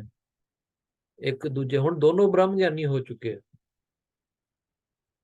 ਕਿਉਂਕਿ ਇੱਕ ਪਾਰਸ ਹੈ, ਪਾਰਸ ਕਿਸੇ ਵਸਤੂ ਨੂੰ ਛੂ ਲਵੇ ਉਹਨੂੰ ਕੰਚਨ ਬਣਾ ਦਿੰਦਾ ਹੈ। ਪਰ ਜਿਹੜਾ ਬ੍ਰਹਮ ਗਿਆਨੀ ਹੈ, ਜਦ ਉਹ ਗਿਆਨ ਕਿਸੇ ਨੂੰ ਪ੍ਰਦਾਨ ਕਰੇ ਤੇ ਉਹਨੂੰ ਆਪਣੇ ਵਰਗਾ ਹੀ ਬ੍ਰਹਮ ਗਿਆਨੀ ਬਣਾ ਦਿੰਦਾ ਹੈ। ਉਹਨੂੰ ਸੰਤ ਨਹੀਂ ਬਣਾਉਂਦਾ, ਉਹਨੂੰ ਸਾਧੂ ਨਹੀਂ ਬਣਾਉਂਦਾ, ਉਹਨੂੰ ਸਿੱਧਾ ਹੀ ਬ੍ਰਹਮ ਗਿਆਨ ਦੇ ਦਿੰਦਾ। ਜਦਕਿ ਸੰਤ ਤੇ ਸਾਧੂ ਇਹ ਵੀ ਬੜੇ ਚੰਗੇ ਅਵਸਥਾ ਦਾ ਕੋਈ ਮਾਲਕ ਜੋ ਹੋਵੇ ਤਾਂ ਉਹ ਬਣਦਾ ਹੈ। ਪਰ ਜਿਹੜਾ ਬ੍ਰਹਮ ਗਿਆਨ ਹੈ, ਉਹ ਬ੍ਰਹਮ ਗਿਆਨੀ ਤੋਂ ਸੁਣੀਏ ਤੇ ਉਹ ਬ੍ਰਹਮ ਗਿਆਨੀ ਬਣ ਜਾਂਦਾ। ਇਵੇਂ ਧੰਨ ਧੰਨ ਸ੍ਰੀ ਗੁਰੂ ਗ੍ਰੰਥ ਸਾਹਿਬ ਜੀ ਦੀ ਬਾਣੀ ਨੂੰ ਕੋਈ ਵਿਚਾਰ ਕਰੇ, ਉਹਨੂੰ ਗ੍ਰਹਿਣ ਕਰੇ, ਆਪਣੀ ਜ਼ਿੰਦਗੀ ਦੇ ਵਿੱਚ ਲਿਆਵੇ, ਤੇ ਉਹ ਜ਼ਰੂਰ ਗੁਰੂ ਰੂਪ ਹੋ ਜਾਂਦਾ ਹੈ, ਗੁਰੂ ਦੇ ਵਿੱਚ ਸਮਾ ਜਾਂਦਾ, ਉਹ ਗੁਰਮੁਖ ਬਣ ਜਾਂਦਾ ਹੈ। ਉਹਦਾ ਮੁਖ ਗੁਰੂ ਵਰਗਾ ਹੋ ਜਾਂਦਾ ਹੈ। ਤੇ ਮੁਖ ਕਿਹੜਾ? ਇੱਥੇ ਮਨ ਹੈ। ਉਹਦਾ ਮਤ ਜਿਹੜਾ ਹੈ ਗੁਰਮਤੀ ਹੋ ਜਾਂਦਾ ਹੈ, ਉਹ ਗੁਰੂ ਵਰਗਾ ਹੀ ਉਹਦਾ ਮਤ ਹੋ ਜਾਂਦਾ ਹੈ। ਉਹਦੇ ਵਿੱਚ ਤੇ ਹਰੀ ਦੇ ਵਿੱਚ ਕੋਈ ਅੰਤਰ ਨਹੀਂ ਰਹਿੰਦਾ। ਇਵੇਂ ਹੀ ਅਸ਼ਟਾਵਕਰ ਮਹਾਰਾਜ ਨੇ ਜਦ ਰਾਜਾ ਜਨਕ ਜੀ ਨੂੰ ਬ੍ਰਹਮ ਗਿਆਨ ਦਿੱਤਾ ਹੈ, ਉਹਨਾਂ ਨੇ ਉਹਨਾਂ ਕੋਈ ਸੰਤ ਨਹੀਂ ਬਣਾਇਆ, ਨਾ ਭੇਸ ਪਵਾਇਆ, ਨਾ ਕੋਈ ਹੋਰ ਕਿਰਿਆ ਦੱਸੀ, ਨਾ ਕੋਈ ਹੋਰ ਸਾਧਨ ਦੱਸਿਆ ਭਗਤੀ ਕਰਨ ਦਾ। ਸਿੱਧਾ ਹੀ ਬ੍ਰਹਮ ਗਿਆਨ ਦੇ ਦਿੱਤਾ, ਤੇ ਉਹ ਬ੍ਰਹਮ ਗਿਆਨੀ ਹੋ ਕਰਕੇ ਦੋ ਬ੍ਰਹਮ ਗਿਆਨੀ ਵਿਚਾਰ ਕਰ ਰਹੇ ਨੇ। ਤੇ ਉਹ ਅਸ਼ਟਾਵਕਰ ਮਹਾਰਾਜ ਹੁਣ ਰਾਜਾ ਜਨਕ ਜੀ ਨੂੰ ਕਹਿ ਰਹੇ ਨੇ ਕਿ ਜਦੋਂ ਮਨ ਕੁਝ ਚਾਹੁੰਦਾ ਹੈ, ਮਨ ਦੇ ਵਿੱਚ ਸੰਕਲਪ ਤੇ ਵਿਕਲਪ ਹੁੰਦੇ ਹਨ, ਤੇ ਉਸ ਸੰਕਲਪ ਦੀ ਸ਼ਕਤੀ ਉਸ ਮਨੁੱਖ ਤੋਂ, ਦੇਹ ਤੋਂ ਕੋਈ ਕਿਰਿਆ ਕਰਾਉਂਦੀ ਹੈ। ਜਦ ਉਸ ਕਿਰਿਆ ਕਰਦੇ ਹੋਏ ਉਹ ਫਲ ਦੀ ਇੱਛਾ ਰੱਖਦਾ ਹੈ, ਤੇ ਉਹ ਉਹਨੂੰ ਇੱਛਾ ਅਨੁਸਾਰ ਜਦ ਫਲ ਪ੍ਰਾਪਤ ਹੁੰਦਾ ਹੈ, ਫਿਰ ਉਹ ਬੜਾ ਖੁਸ਼ ਹੁੰਦਾ ਹੈ। ਪਰ ਜਦ ਇੱਛਾ ਅਨੁਸਾਰ ਫਲ ਦੀ ਪ੍ਰਾਪਤੀ ਨਾ ਹੋਵੇ ਤਾਂ ਉਹ ਦੁੱਖ ਨੂੰ ਪਾਉਂਦਾ ਹੈ। ਪਰ ਸੋਚਣ ਦੀ ਗੱਲ ਇਹ ਹੈ ਕਿ ਜਿਹੜੀ ਖੁਸ਼ੀ ਹੈ, ਆਨੰਦ ਹੈ, ਉਹ ਕਿਤੋਂ ਬਾਹਰੋਂ ਉਹਨੂੰ ਕਿਸੇ ਨੇ ਥਾਲ ਦੇ ਵਿੱਚ ਸਜਾ ਕੇ ਕਰਕੇ ਦਿੱਤਾ ਕਿ ਹਾਂ ਬਈ ਆਹ ਲੋ ਜੀ ਖੁਸ਼ੀ, ਹੁਣ ਤੁਸੀਂ ਖੁਸ਼ ਹੋ ਜਾਓ ਕਿਉਂਕਿ ਤੁਹਾਨੂੰ ਪਦਾਰਥ ਮਿਲ ਗਿਆ। ਨਹੀਂ, ਉਹ ਖੁਸ਼ੀ ਤਾਂ ਉਹਦੇ ਅੰਦਰੋਂ ਹੀ ਆਉਂਦੀ ਹੈ। ਅੰਦਰੋਂ ਹੀ ਉਹਦਾ ਮਨ ਜਿਹੜਾ ਹੈ ਨੱਚਣ ਟੱਪਣ ਨੂੰ ਕਰਦਾ ਹੈ, ਅੰਦਰੋਂ ਹੀ ਉਹ ਵਾਹ ਵਾਹ ਕਰਦਾ ਹੈ। ਸੋ ਸਮਝਣ ਵਾਲੀ ਗੱਲ ਕਿਹੜੀ ਹੈ ਕਿ ਖੁਸ਼ੀ ਜਿਹੜੀ ਹੈ, ਉਹਦਾ ਜਿਹੜਾ ਉਹਦੀ ਹੋਂਦ ਹੈ, ਉਹਦਾ ਸੋਮਾ ਜੋ ਹੈ, ਉਹ ਸਾਡੇ ਵਿੱਚ ਹੀ ਹੈ। ਭਾਵ ਕੋਈ ਕਿਰਿਆ ਕਰਨ ਦੇ ਨਾਲ ਮੈਂ ਖੁਸ਼ੀ ਨੂੰ ਨਹੀਂ ਪ੍ਰਾਪਤ ਕਰ ਸਕਦਾ। ਆਨੰਦ ਦਾ ਜਿਹੜਾ ਸੋਮਾ ਹੈ, ਸਾਗਰ ਹੈ, ਉਹ ਮੇਰੇ ਵਿੱਚ ਹੀ ਹੈ। ਤੇ ਉਸ ਨੂੰ ਖੋਜਣ ਲਈ, ਪਾਉਣ ਦੇ ਲਈ ਮੈਨੂੰ ਬਾਹਰੋਂ ਕੋਈ ਕਿਰਿਆ ਕਰਨ ਦੀ ਲੋੜ ਨਹੀਂ। ਘਰ ਦੇ ਵਿੱਚ ਬੈਠ ਕਰਕੇ ਗੁਰਬਾਣੀ ਦਾ ਹੀ ਆਪਾਂ ਜਾਪ ਕਰੀਏ, ਸਿਮਰਨ ਕਰੀਏ, ਮਨ ਨੂੰ ਸਮਝਾ ਲਈਏ, ਤਾਂ ਉਸੇ ਵੇਲੇ ਅਸੀਂ ਆਨੰਦ ਨੂੰ ਪਾ ਲੈਂਦੇ ਹਾਂ। ਤਾਂ ਹੀ ਮਹਾਰਾਜ ਨੇ ਕਿਹਾ, ਮਨ ਜੀਤੇ ਜਗ ਜੀਤ। ਜਿਨ੍ਹਾਂ ਨੇ ਆਪਣੇ ਮਨ ਨੂੰ ਸਮਝਾ ਲਿਆ ਕਿ ਉਹ ਆਨੰਦ ਕਿੱਥੇ ਹੈ, ਤਾਂ ਫਿਰ ਉਹ ਵਸਤੂਆਂ ਦੇ ਭਾਲ ਨਹੀਂ ਕਰਦੇ, ਪਿੱਛੇ ਨਹੀਂ ਭਜਦੇ। ਹਾਂਜੀ। तदा मुकृतं यदा चितं न वाञ्छात न शोचत न मुचंत न गृह्णात न हरिष्यत न कुप्यत। ਕਹਿੰਦੇ ਜਦ ਕਿਸੇ ਦਾ ਮਨ ਕੁਛ ਨਾ ਚਾਹੇ, ਜਦ ਕੁਛ ਵੀ ਨਾ ਚਾਹੁੰਦਾ ਹੋਵੇ, ਤਾਂ ਫਿਰ ਉਹ ਆਪਣੇ ਸਰੂਪ ਦੇ ਵਿੱਚ ਟਿਕਾ ਹੁੰਦਾ ਹੈ। ਤੇ ਨਾ ਉਹ ਦੁਖੀ ਹੁੰਦਾ ਹੈ, ਨਾ ਉਹ ਕਿਸੇ ਚੀਜ਼ ਨੂੰ ਪਕੜਨ ਦੀ ਇੱਛਾ ਰੱਖਦਾ ਹੈ, ਨਾ ਛੱਡਣ ਦੀ ਇੱਛਾ ਰੱਖਦਾ ਹੈ, ਤੇ ਨਾ ਉਹਨੂੰ ਕੋਈ ਵਿਕਾਰ ਛੂ ਸਕਦਾ ਹੈ। ਕਿਉਂ? ਕਿਉਂਕਿ ਵਿਕਾਰ ਮਨ ਦੇ ਫੁਰਨੇ ਦੇ ਨਾਲ ਹੀ ਚੱਲਦੇ ਨੇ। ਉਦੋਂ ਹੀ ਉਹਦਾ ਮਨ ਪਦਾਰਥਾਂ ਦੇ ਪਿੱਛੇ ਭੱਜਦਾ ਹੈ। ਸੋ ਜਿਨ੍ਹਾਂ ਦੀ ਇਹ ਅਵਸਥਾ ਬਣ ਜਾਵੇ ਕਿ ਉਹ ਕਿਸੇ ਚੀਜ਼ ਨੂੰ ਨਹੀਂ ਪਾਉਣਾ ਚਾਹੁੰਦੇ, ਤੇ ਸਹਿ ਸੁਭਾਅ ਜੋ ਉਹਨਾਂ ਦੇ ਸਾਹਮਣੇ ਆ ਜਾਵੇ, ਉਹਨੂੰ ਗ੍ਰਹਿਣ ਕਰਕੇ ਨਾ ਉਹ ਹਰਸ਼ਿਤ ਹੋਣ, ਨਾ ਸੁਖ ਹੋਣ, ਨਾ ਉਹ ਗੁੱਸੇ ਹੋਣ, ਨਾ ਉਹ ਸੋਗ ਨੂੰ ਪ੍ਰਾਪਤ ਕਰਨ, ਉਹ ਮੁਕਤ ਨੇ। ਉਹ ਸਰੀਰ ਦੇ ਵਿੱਚ ਹੁੰਦੇ ਹੋਏ ਮੁਕਤ ਨੇ। ਜਿਵੇਂ ਆਕਾਸ਼ ਘੜੇ ਦੇ ਵਿੱਚ ਹੋਵੇ ਤੇ ਉਸ ਘੜੇ ਦੇ ਉੱਤੇ ਕੋਈ ਮਾਲਾ ਚੜਾ ਦੇਵੇ, ਤੇ ਉਹਦੇ ਘੜੇ ਦੇ ਵਿੱਚ ਜਿਹੜੀ ਆਕਾਸ਼ ਹੈ ਉਹ ਹਰਸ਼ਿਤ ਨਹੀਂ ਹੁੰਦੀ ਕਿ ਮੇਰੇ ਦੇਖੋ ਜੀ ਘੜੇ ਦੇ ਉੱਤੇ ਮਾਲਾ ਚੜ ਗਈ ਹੈ। ਇਵੇਂ ਸਾਧੂਆਂ ਦੇ ਕੋਈ ਚਰਨ ਛੂ ਲਵੇ, ਉਹਨਾਂ ਦੇ ਗਲ ਦੇ ਵਿੱਚ ਹਾਰ ਪਾ ਦੇਵੇ, ਉਹਨਾਂ ਦੇ ਮੱਥੇ ਤੇ ਤਿਲਕ ਲਾ ਦੇਵੇ, ਉਹਨਾਂ ਦੀ ਆਰਤੀ ਕਰ ਲਵੇ, ਉਹਨਾਂ ਦੀ ਨਿੰਦਿਆ ਕਰ ਲਵੇ, ਉਹਨਾਂ ਨੂੰ ਚਪੇੜ ਮਾਰ ਲਵੇ, ਗਾਲਾਂ ਕੱਢੇ, ਉਹ ਤਾਂ ਘੜੇ ਦੇ ਉੱਤੇ ਕੀਤਾ ਨਾ ਸਾਰਾ ਕੁਝ, ਆਤਮਾ ਦੇ ਉੱਤੇ ਤਾਂ ਕਿਸੇ ਨੇ ਨਹੀਂ ਕੁਝ ਕੀਤਾ। ਇਵੇਂ ਆਤਮਾ ਨਿਰਲੇਪ ਹੈ ਹਰ ਇੱਕ ਚੀਜ਼ ਤੋਂ, ਤੇ ਜਿਨ੍ਹਾਂ ਨੇ ਆਪਣੇ ਆਤਮਾ ਨੂੰ ਪਾਲਿਆ, ਆਤਮਾ ਦਾ ਆਨੰਦ ਦੇ ਵਿੱਚ ਹੀ ਰਹਿੰਦੇ ਆ, ਫਿਰ ਘੜੇ ਦੇ ਉੱਤੇ ਚਾਹੇ ਜੋ ਮਰਜ਼ੀ ਹੋਵੇ, ਸਰੀਰ ਦੇ ਉੱਤੇ ਚਾਹੇ ਜੋ ਮਰਜ਼ੀ ਹੋਵੇ, ਲੋਕ ਚਾਹੇ ਉਹਨਾਂ ਨੂੰ ਚੰਗੇ ਕਹਿਣ, ਮਾੜਾ ਕਹਿਣ, ਆਤਮ ਗਿਆਨੀ, ਬ੍ਰਹਮ ਗਿਆਨੀ ਨੂੰ ਉਹਨਾਂ ਦੇ ਨਾਲ ਕੋਈ ਲੈਣਾ ਦੇਣਾ ਨਹੀਂ। ਹਾਂਜੀ। तदा बंधो यदा चितं सक्तं तासप दृष्टषु तदा मोक्षो यदा चितं असक्तं सर्वदृष्टषु। ਮਹਾਰਾਜ ਕਹਿੰਦੇ, ਵਿਖੇ ਠਗੌਰੀ ਜਿਨ ਜਿਨ ਖਾਈ, ਤਾਂ ਕਿ ਤ੍ਰਿਸ਼ਨਾ ਕਬ ਹੂੰ ਨਾ ਜਾਈ। ਜਿਹੜੇ ਵਿਸ਼ਿਆਂ ਦੇ ਪਿੱਛੇ ਭਜਦੇ ਨੇ, ਵਿਸ਼ੇ ਹਨ ਮਨ ਦੇ ਜਿਹੜੇ ਵਿਕਾਰ ਨੇ, ਜਿਹੜੀ ਸਾਡੀ ਸ਼ਕਤੀ ਨੂੰ ਬਾਹਰ ਮੁਖੀ ਕਰੇ, ਮਨ ਨੂੰ ਬਾਹਰ ਮੁਖੀ ਕਰ ਲਵੇ, ਉਹ ਸਾਰੇ ਵਿਸ਼ੇ ਨੇ। ਤੇ ਉਹਨਾਂ ਦੇ ਠਗੌਰੀ ਦੇ ਵਿੱਚ, ਮਨ ਦੇ ਠਗੌਰੀ ਕਰਕੇ ਹੀ ਜੋ ਕੋਈ ਠੱਗਿਆ ਗਿਆ, ਉਹਨਾਂ ਦੀ ਤ੍ਰਿਸ਼ਨਾ ਕਦੇ ਨਹੀਂ ਬੁਝਦੀ। ਤ੍ਰਿਸ਼ਨਾ ਕੀ ਹੁੰਦੀ ਹੈ? ਲਾਲਚ, ਗਰੀਡ। ਉਹ ਕਦੇ ਨਹੀਂ ਬੁੱਝ ਸਕਦੀ, ਕਿਉਂਕਿ ਉਹ ਬਾਹਰ ਮੁਖੀ ਹੈ। ਜਦ ਤੱਕ ਬਾਹਰ ਮੁਖੀ ਰਹੂਗਾ, ਤਦ ਤੱਕ ਉਹਨਾਂ ਨੂੰ ਪਦਾਰਥਾਂ ਦੀ ਜਿਹੜੀ ਹੈ ਹੋਂਦ, ਜਿਹੜੀ ਕਿਸੇ ਚੀਜ਼ ਨੂੰ ਪ੍ਰਾਪਤ ਕਰਨ ਦੀ ਇੱਛਾ ਬਣੀ ਰਹੂਗੀ। ਸੋ ਜੇ ਕੋਈ ਅੰਦਰ ਆਪਣੇ ਮੁਖ ਨੂੰ ਮੋੜ ਲਵੇ, ਮਨ ਨੂੰ ਮੋੜ ਲਵੇ ਅੰਦਰ ਹੀ, ਘਟ ਹੀ ਖੋਜੋ ਭਾਈ, ਇਸ ਮਹਾਵਾਕ ਦੇ ਅਨੁਸਾਰ ਆਪਣੇ ਮਨ ਨੂੰ ਕੋਈ ਖੋਜੇ, ਮਨ ਨੂੰ ਸਮਝਾ ਲਵੇ, ਸ਼ਾਂਤ ਕਰ ਲਵੇ, ਤੇ ਉਸ ਮਨ ਦੇ ਵਿੱਚ ਜਿਵੇਂ ਪਾਣੀ ਟਿਕ ਜਾਵੇ, ਤੇ ਉਸ ਪਾਣੀ ਦੇ ਵਿੱਚ ਅਸੀਂ ਆਪਣਾ ਸਰੂਪ ਦੇਖ ਸਕਦੇ ਹਾਂ, ਪ੍ਰਤੀਬਿੰਬ ਦੇਖ ਸਕਦੇ ਹਾਂ। ਇਵੇਂ ਹੀ ਜਿਨ੍ਹਾਂ ਦੇ ਮਨ ਦੇ ਵਿੱਚ ਤਰੰਗ ਰੂਪੀ ਲਹਿਰ ਠਹਿਰ ਜਾਂਦੇ ਨੇ, ਫਿਰ ਉਸ ਮਨ ਦੇ ਵਿੱਚ ਆਤਮਾ ਦੇ ਝਲਕਾਰੇ ਪੈਂਦੇ ਨੇ, ਆਪਣੇ ਪ੍ਰਤੀਬਿੰਬ ਨੂੰ ਦੇਖ ਕਰਕੇ ਹਰਸ਼ਿਤ ਹੋ ਸਕਦੇ ਆ। ਫਿਰ ਉਸ ਆਨੰਦ ਦੇ ਵਿੱਚ ਹੀ ਰਹਿਣਾ ਉਹ ਸ਼ੁਰੂ ਕਰ ਦਿੰਦੇ ਨੇ, ਜਦੋਂ ਸਮਝ ਜਾਂਦੇ ਆ ਕਿ ਮੈਂ ਤਾਂ ਹੁਣ ਮਨ ਵੀ ਨਹੀਂ, ਮੈਂ ਆਤਮਾ ਹਾਂ। ਮਹਾਰਾਜ ਕਹਿੰਦੇ ਵੇਖਿਆ ਕਦੇ ਹੀ ਰੱਜੇ ਨਹੀਂ। ਜਿਹੜਾ ਬਿਖ ਰੂਪੀ ਸੰਸਾਰ ਦੇ ਪਦਾਰਥਾਂ ਦੇ ਵਿੱਚ ਭਜਦਾ ਹੈ, ਉਹ ਕਦੇ ਰੱਜ ਨਹੀਂ ਸਕਦਾ। ਜਿਵੇਂ ਮੈਂ ਆਪਣੇ ਆਪ ਦਾ ਐਗਜ਼ਾਮਪਲ ਦਵਾਂ, ਮੈਨੂੰ ਮਿੱਠਾ ਖਾਣ ਦਾ ਸ਼ੌਂਕ ਹੈ, ਪਰ ਮਹਾਰਾਜ ਦੀ ਕਿਰਪਾ ਦੇ ਨਾਲ ਮਿੱਠਾ ਖਾਣਾ ਬੜਾ ਘੱਟ ਕਰਤਾ।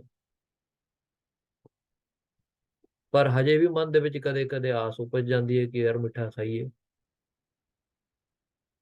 ਪਰ ਆਪਣੇ ਆਪ ਨੂੰ ਸਮਝਾਉਣਾ ਪੈਂਦਾ ਕਿ ਨਹੀਂ, ਤੂੰ ਬਾਹਰ ਕਿਉਂ ਭੱਜ ਰਿਹਾ, ਤੂੰ ਅੰਦਰ ਨੂੰ ਜਾ। ਹਮੇਸ਼ਾ ਹੀ ਹੁੰਦਾ ਰਹੂਗਾ। ਕਈ ਵਾਰੀ ਕੋਈ ਚੀਜ਼ ਪਸੰਦ ਹੈ, ਉਹ ਬਾਰ-ਬਾਰ ਆ ਕਰਕੇ ਅੱਗੇ ਸਾਹਮਣੇ ਖੜੇ ਹੋ ਜਾਵੇ, ਪਰ ਫਿਰ ਆਪਣੇ ਮਨ ਨੂੰ ਉਲਟ ਕਰ ਕਰਕੇ ਗੁਰੂ ਦੇ ਬਾਣੀ ਦੇ ਨਾਲ ਲਾ ਲੈਣਾ, ਸਮਝਾਣਾ ਕਿ ਤੂੰ ਵਿਸ਼ਿਆਂ ਦੇ ਪਿੱਛੇ ਕਿਉਂ ਭੱਜ ਰਿਹਾ, ਤੂੰ ਤਾਂ ਆਤਮ ਸਰੂਪ ਹੈ। ਆਤਮਾ ਦੇ ਆਨੰਦ ਦੇ ਵਿੱਚ ਲੈ। ਤੇ ਜਿੱਦਾਂ ਕੋਈ ਤੇਰੇ ਸਾਹਮਣੇ ਕੋਈ ਚੀਜ਼ ਪਦਾਰਥ ਰੱਖ ਦੇਵੇ, ਜੇ ਗ੍ਰਹਿਣ ਕਰਨ ਯੋਗ ਹੈ ਤਾਂ ਛਕ ਲਈਏ, ਨਹੀਂ ਤਾਂ ਨਹੀਂ। ਜੇ ਸਰੀਰ ਨੂੰ ਉਸ ਚੀਜ਼ ਦੀ ਲੋੜ ਹੈ ਤਾਂ ਛਕ ਲਈਏ, ਨਹੀਂ ਤਾਂ ਨਹੀਂ। ਪਰ ਸ਼ੱਕ ਕਰਕੇ ਉਸ ਚੀਜ਼ ਦੀ ਉਸਤਤ ਤੇ ਨਿੰਦਿਆ ਵਿੱਚ ਨਹੀਂ ਪੈਣਾ। ਸੋ ਜਦ ਇਦਾਂ ਹੋ ਜਾਂਦੇ ਆ, ਇਹ ਇਸ ਕਰਕੇ ਆਪਣੇ ਮਨ ਨੂੰ ਬਾਰ-ਬਾਰ ਸਮਝਾਉਣਾ ਪੈਂਦਾ। ਇਹ ਹੋਣਗਾ, ਹਮੇਸ਼ਾ ਹੀ ਹੋਊਗਾ ਕਿ ਮਨ ਬਾਹਰ ਨੂੰ ਭੱਜੂਗਾ। ਇਹਨੂੰ ਮੋੜ ਲਿਆ ਕਰਕੇ ਆਪਣੇ ਘਰ ਦੇ ਵਿੱਚ ਬਿਠਾ ਦੇਣਾ। ਜਿਵੇਂ ਕਈ ਕੰਮਕਾਰ ਕਰਦੇ ਆ ਅਸੀਂ, ਕੰਮਕਾਰ ਕਰਨ ਲਈ ਤਾਂ ਹੁਣ ਘਰ ਤੋਂ ਬਾਹਰ ਜਾਣਾ ਹੀ ਪੈਂਦਾ, ਪਰ ਕੰਮਕਾਰ ਕਰਨ ਤੋਂ ਪਹਿਲਾਂ ਜਿਹੜਾ ਆਨੰਦ ਅਸੀਂ ਲੈ ਰਹੇ ਹਾਂ ਆਪਣੇ ਘਰ ਦੇ ਵਿੱਚ ਰਹਿ ਕਰਕੇ, ਉਹ ਆਨੰਦ ਸਾਨੂੰ ਬਾਹਰ ਤਾਂ ਨਹੀਂ ਮਿਲਣਾ ਕੰਮ ਕਰਦੇ ਹੋਏ। ਪਰ ਜਦ ਕੰਮ ਸਾਰੇ ਸਮਾਪਤ ਹੋ ਜਾਂਦੇ ਆ, ਫਿਰ ਦਿਨ ਦੇ ਅਖੀਰ ਦੇ ਵਿੱਚ ਸ਼ਾਮ ਨੂੰ ਆ ਕਰਕੇ ਅਸੀਂ ਫਿਰ ਘਰ ਦੇ ਵਿੱਚ ਆ ਜਾਂਦੇ ਆ, ਫਿਰ ਸੁਖੀ ਹੋ ਜਾਂਦੇ ਆ। ਇਵੇਂ ਬਾਹਰ ਨੂੰ ਮਨ ਭੱਜਦਾ ਜ਼ਰੂਰ ਹੈ, ਪਰ ਇਹਨੂੰ ਫਿਰ ਲਿਆ ਕਰਕੇ ਆਤਮਾ ਦੇ ਵਿੱਚ ਸਥਿਰ ਕਰ ਦੋ, ਫਿਰ ਸੁਖੀ ਹੋ ਜਾਓਗੇ। ਜਿਵੇਂ ਇਦਾਂ ਹੀ ਬਾਰ-ਬਾਰ ਇਹਦਾ ਅਭਿਆਸ ਕਰੀ ਜਾਵਾਂਗੇ ਨਾ, ਬਾਹਰ ਫਿਰ ਭੱਜਿਆ, ਫਿਰ ਲਿਆਈਏ ਜੀ, ਫਿਰ ਇਹਨੂੰ ਸੁੱਖ ਦੇ ਦਈਏ, ਅੰਦਰ ਅੰਦਰ ਇਹਨੂੰ ਅਵਸਥਾ ਆਤਮਾ ਦੇ ਨਾਲ ਜੋੜ ਲਈਏ। ਇਹ ਹੋਣਾ ਗੁਰੂ ਦੇ ਸ਼ਬਦ ਦੇ ਨਾਲ ਹੈ।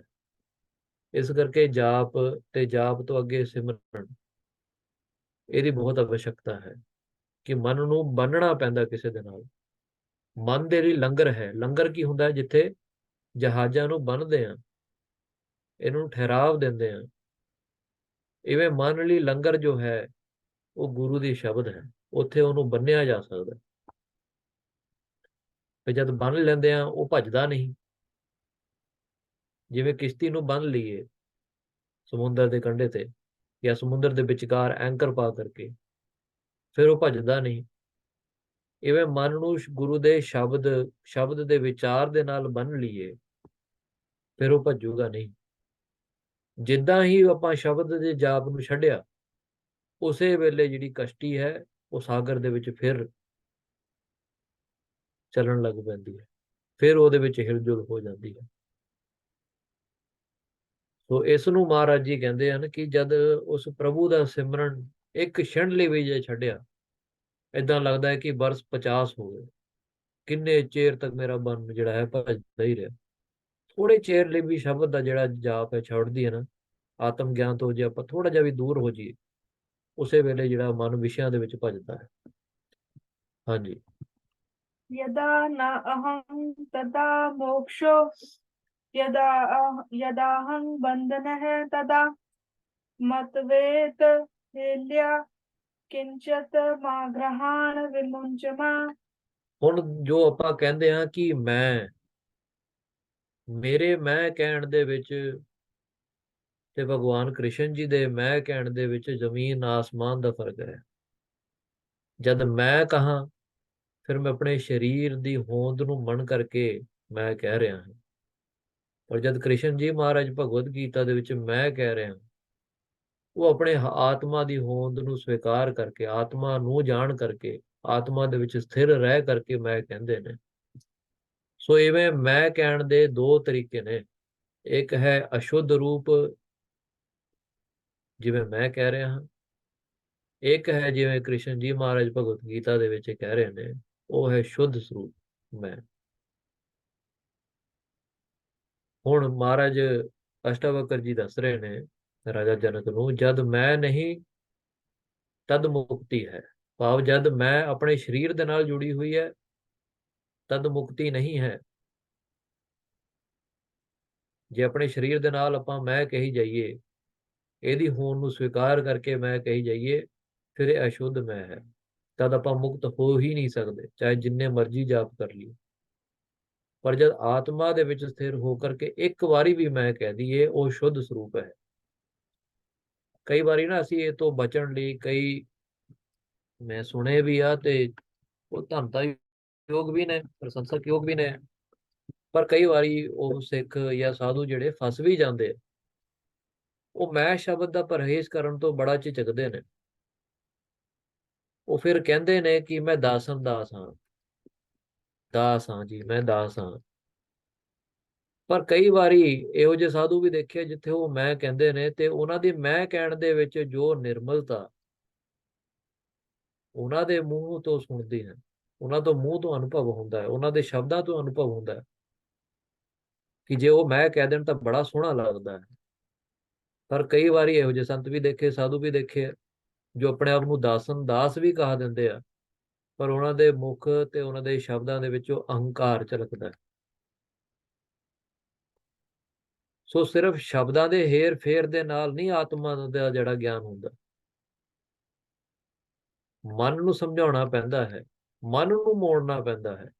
ਜਦ ਮਨ ਨੂੰ ਮੋੜ ਲਿਆ, ਆਤਮਾ ਦਾ ਝਲਕਾਰਾ ਮਨ ਤੇ ਪੈ ਗਿਆ, ਫਿਰ ਚਾਹੇ ਜੋ ਮਰਜ਼ੀ ਸ਼ਬਦ ਇਸਤੇਮਾਲ ਕਰ ਲਈ ਆਪਣੇ ਆਪ ਨੂੰ ਕਹਿਣ ਲਈ, ਫਿਰ ਉਹਦੇ ਨਾਲ ਨਹੀਂ ਕੋਈ ਫਰਕ ਪੈਂਦਾ।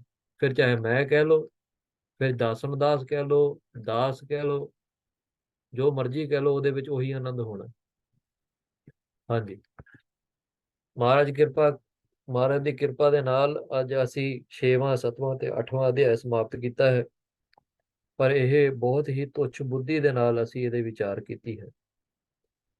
ਇਹਦੇ ਅੰਤਰੀਵ ਅਰਥ ਮਹਾਰਾਜ ਜੀ ਸਾਨੂੰ ਖੁਲਾ ਦੇਣ, ਖੋਲ ਕਰਕੇ ਇਹਦਾ ਆਨੰਦ ਬਖਸ਼ਣ, ਤਾਂ ਕਿ ਸਾਨੂੰ ਹੋਰ ਗਹਿਰਾਈ ਡੂੰਘਾਈ ਦੇ ਵਿੱਚ ਸਮਝ ਆਵੇ, ਤੇ ਸਾਡੇ ਜਿਹੜੀ ਹਉਮੈ ਬੋਲਦੀ ਹੈ, ਭਾਵ ਸਰੀਰ ਦੇ ਨਾਲ ਜੁੜ ਕਰਕੇ ਅਸੀਂ ਬੋਲਦੇ ਹਾਂ, ਉਹ ਹਉਮੈ ਦੀ ਕੰਧ ਜਿਹੜੀ ਹੈ ਉਹ ਟੁੱਟ ਜਾਵੇ।